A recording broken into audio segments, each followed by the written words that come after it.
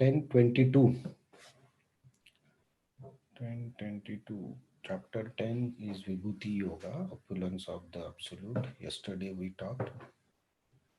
Arjuna inquired how we can remember you, and Krishna is replying. There is the Vedanam Samavedosmi, Devanam Asmi Vasava, Indriyanam Manaschasmi, Bhutanasmi Chetana. So there are four parts in this shloka. Of the Vedas, I am Samveda. Of the demigods, I am Indra, the king of heaven. Of the senses, I am mind. And in the living being, I am the living force, purport by His divine grace. A.C. Bhaktivedanta Swami Srila Prabhupada. The difference between matter and spirit is that matter has no consciousness like the living entity. Therefore, this consciousness is supreme and eternal. Consciousness cannot be produced by combination of matter. So this shloka, again, in the 10th chapter, Krishna says, like, I will explain, I will tell only the manifestations which are great, right? And because my manifestations are unlimited. So if we see here, Vedanam Samavedo Asmi. So there are Vedas are the standard way of getting the knowledge. And though we say Veda is the foremost Veda, Samveda, I heard that uh, it is very poetic, and it's very it is very poetic. That's why it is very attractive among the Vedas who understand the Veda and knowledge. For them, Samveda is very attractive. So that's why anything that is most attractive is Krishna. So in Veda, if Krishna says Samveda is the most attractive, and I represent that Samveda. Devanam Asmi Vasavaha. So Vasava is the king of heaven, right? So king of heaven is always Indra. So he is Indra. So here the some question may come like Indra is not the supreme in the material world also, because if Indra faces some problem, he goes to Brahma or he goes to Shiva, and Brahma, Shiva, and Indra sometimes go to Vishnu.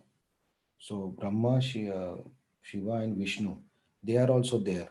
So, but they are the guna avatars. They take charge of each guna to maintain this universe. In from the administrative point of view, all the affairs are managed under Indra, and Indra is the king for administration. Brahma, Shiva, and Vishnu are guna avatars. So among the devatas, the greatest is king of heaven, that is Indra. So whoever is the greatest, who's to whom everybody will get attracted, is generally Indra. After Brahma, Shiva, or Vishnu, where the name of Indra is mostly the most name that comes in Bhagavatam or anywhere is Indra. Many pastimes are with Indra. So Indra, people also get attracted to Indra. So the pastime of Govardhan is also related to Indra. Puthu Maharaj pastime also has Indra. So several places Indra is there. So he is also attractive among the demigods. So that's why Krishna represents Indra, the attractiveness and the supreme demigod. The third is Indriyana Manaschashmi. So in the senses, we have 11 senses, and in several places in Bhagavad Gita, Krishna explains that, um, like in the third chapter, Krishna explains that if our mind focuses on only one of the sense object, then we get carried away by it. In the 15th chapter, Krishna says that these living beings are enjoying this material world around the mind, using their senses, and mind controls the senses. Right? So, senses are controlled through mind, or if we can control mind, then we can, as explained in chapter 6, Krishna says, mind can be your friend or your enemy also. So if you can mind your friend, then you will be peaceful. So among the senses, the most difficult is, or the king of the senses is mind, which is the 11th sense. So, what is most difficult and most attractive, most um complicated, or we can say most helpful, is Krishna. So, mind can be our friend. If mind is our friend, then Krishna says, then you can recover all the problems of your life. But at the same time, as mind is representation of um, Krishna, we cannot control the mind easily. The only way to control the mind, that's why, is only think of Krishna, Smaranam. If we think of the other things, then material things, then it is very difficult to control the mind. So that's why Krishna says, Man mana mad bhava. So please worship me and think of me. Krishna says, think of me. So mind engage in Krishna's thinking, then mind will be under control. The fourth one is Bhutanam Asmi Chetana. So Bhutana means all the living entities, all the living things. So matter and living things are differentiated only by consciousness, and that consciousness. So the supreme, whatever we have in this, uh, if I have body, in the body, till the time the consciousness is there, the soul is there, then we are alive. When the consciousness or living force is gone, Chetana is living force. So when the living force is gone, then that living entity becomes matter, that will finish automatically. So the most important part in all living being is the consciousness, or the force by which we sustain our existence. So that existence, that force to be, that makes us to exist, is Krishna. So that is the representation of Krishna. So important point that we have to always remember during this chapter is, here Krishna is explaining to Arjuna how you can remember me. So all these things, right? Samveda, we don't read Samveda, but at least whenever we think of demigod, then we automatically think of Indra. At that time, we can think of Krishna. Okay, Krishna is representation of, or Indra is representation of Krishna. Whenever we say see our hand, or our eyes are seeing something, we are hearing something, we are touching something, all the senses that we use, that time we should remember that, okay, the senses, king of senses is mind, and mind is representation of Krishna. So we can remember Krishna just by thinking of mind or senses also. And also, even when we see all the dead matters, like I'm sitting on the chair, this laptop is there, this table is there, all this is matter. So when we see the matter, we can anytime feel the difference between the matter and ourself. Then we can easily understand that there is some living force in my body, that's why I am active. So that way we can anytime actually meditate on Krishna, just thinking that I am alive. So we have to feel, or for that we need a proper consciousness, and we have to observe that there is difference between the world around you and yourself. So at any moment when you we can look, or we can observe this state of existence, our state of existence, we should understand that I am existing because there is a living force inside me. That's why I am existing different from this matter, and that's why I am active. So whenever we think like this in a day, we remember Krishna. So we can easily connect to Krishna through this simple process of thinking and observing what is happening with us in day to day life. Okay, any questions or any realizations or any points that any one of you can add, please go ahead. I just shared what I understood, but maybe there are some other points also that you have heard or you want to share. Please go ahead and share. Why mind is called the king of senses? Huh? Why mind is called the king of senses? Because mind, through mind, the senses are operating. No? Your hand cannot operate independently. Your mind, Intelligence is higher than mind. oh yeah, that's there. Then But intelligence is just saying what is good, what is bad. But mind is acting. Acting is mind. Everything is there in the mind. In the mind, you feel okay or you feel don't okay. If you don't feel okay, you feel angry, and if you want to hit someone, then in the mind you get angry first, and then the mind will tell your hands to hit that person. Intelligence will tell hitting is bad, but mind don't listen to intelligence.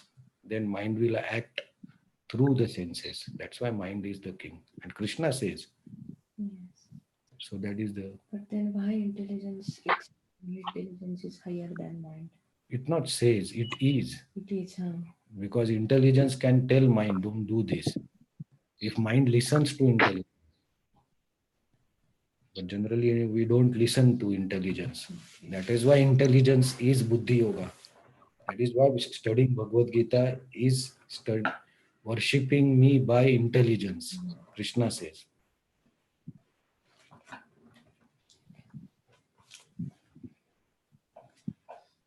Raghu-san, Yes, Hare Krishna. Hare Krishna, sir. Yeah, I have some different question, Prabhuji. Yes. It may not be question. I don't know. So now we have this such a complex, right? I mean, God gave us senses, but again, I mean, the senses, mind, and then controlling and all these things. So why to give senses in that case? Like just keep it very simple. So Like, you, huh?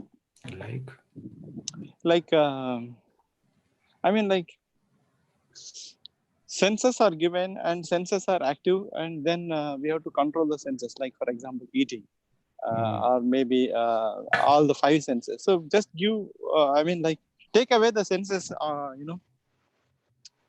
keep it very simple. Don't.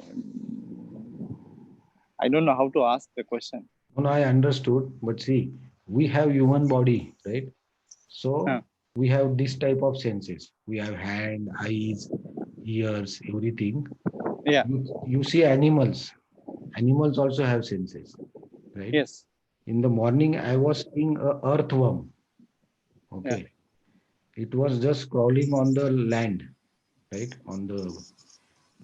It has different senses, and those senses are given to us because we want to enjoy these senses. So Krishna don't give us anything because we desire. Then Krishna make the arrangements. Oh, I want to enjoy in this way. That's why Krishna gives all these senses so that you can enjoy all these things. So he is just fulfilling our desires. Mm. So that's why like each animal has different shape, But the different senses. desires are there because senses are there. Sorry. The desires are we have desires because there are senses. If there are no senses, my point is like no desire. No, it's other way around. We got this body because we had this desire. Mm-hmm. And now because we have desires, we use these senses in enjoyment. So it's not, the senses is not the problem. Our desire is the problem. Now, if we decide, I will use my senses only for serving Krishna, which is sadhana bhakti, right? So Yeah. I will use we are eating only Krishna prasadam. So that is purification of the senses. So that way we merge our desire into Krishna's desire. So then slowly our desire to enjoy by using these senses goes down. But we already got these senses because we requested that I want to enjoy this.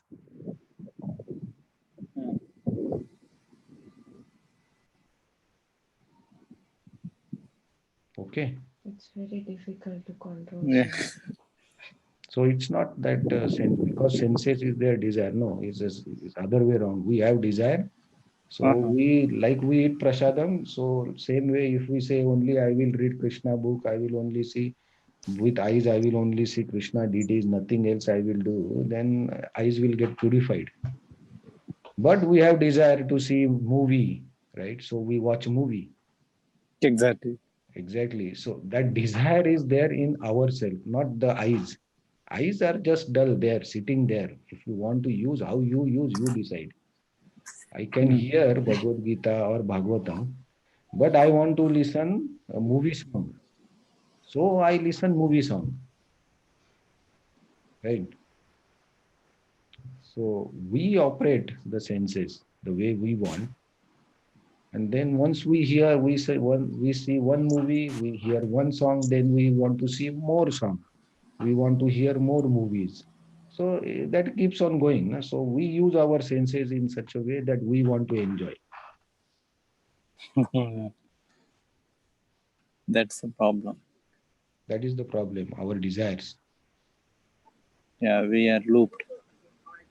So we are creating actually everything. That's why our sadhana bhakti says that you use everything for serving Krishna, then your senses will get purified because we get attracted to Krishna and our attraction to other things reduces then automatically.